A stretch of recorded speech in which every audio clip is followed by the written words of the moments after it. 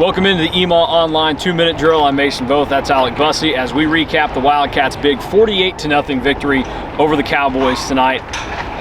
Pretty impressive showing by K-State. Number one. Yeah, barely, a little bit. Will Howard comes out, shuts up the doubters, the haters, the Mason Voths who were hard on him for 2 years because he looked good in Fort Worth. He gets a full game at Oklahoma State. He made throws. He did it with conviction. It was an all-around impressive performance for everybody for K-State, and there's a lot to talk about, but Will Howard's the number one story. 4 touchdowns, 294, 296 yards, I forget which exact number. 224 of those come in the first half. Holy smokes, Mason, he's incredible. He's led, I think, 7 touchdown drives? Yeah. Here in the last 2 weeks, he's been incredible. He's playing with so much confidence, so much conviction, and you can hear the confidence in his voice. You can hear the confidence when his teammates are talking about him. It's been awesome to see what he's been able to do from a personal standpoint for himself, but give a lot of credit to Malik Knowles, Cade Warner for getting open and making plays in the passing game. Cade Warner's got 4 touchdowns, I think, in the last 2 weeks, so they're making a lot of plays, Mason, and the offense is clicking.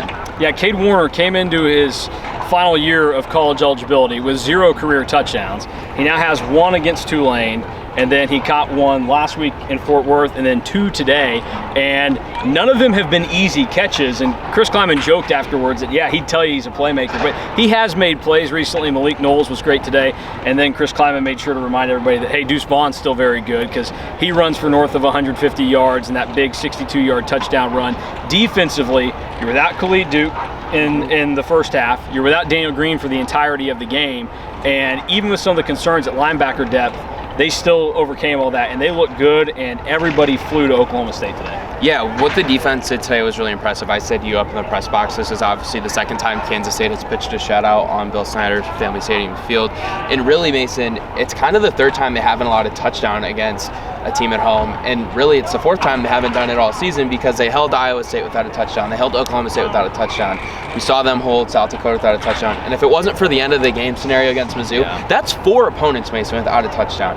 And we know they've had their struggles in allowing big points against Oklahoma and TCU, but this defense is flying around and they're playing with a lot of confidence, and the Big 12 has powerful offenses and they're going to score points, but they've also shown that the defense is going to be good enough for them to win games when they need to. And it should be noted that last week the defense was good for the most part against TCU, but they gave up more big plays and more explosive plays than what they're accustomed to. They fixed that this week despite being shorthanded.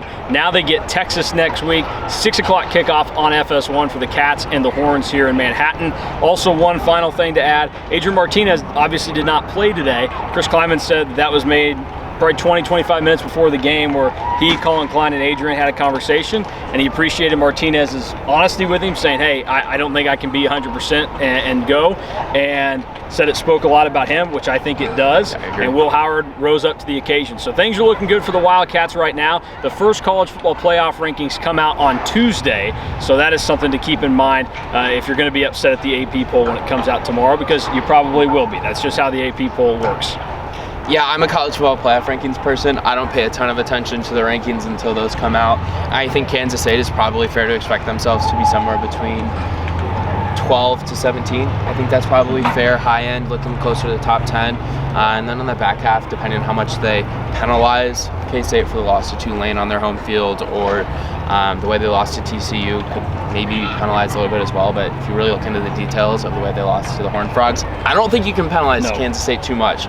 So I do expect Kansas State to be respected in those college football playoff rankings. But we'll make sure to cover that and potentially have a podcast recapping where Wildcats are on Tuesday night. Yeah, we'll just do it in the middle of the exhibition game against Washburn, because maybe that's just what we do. We'll include it live in the podcast right there. Yeah, we'll include it in the post-game basketball podcast for you guys. We need to be done with this because this is a 2-minute drill. We've gone for over 4 minutes, so 4-minute offense. That's a nod in honor to Bill Snyder and Colin Klein, who were terrible at watching the clock when they were on the field. They still somehow found a way to be successful.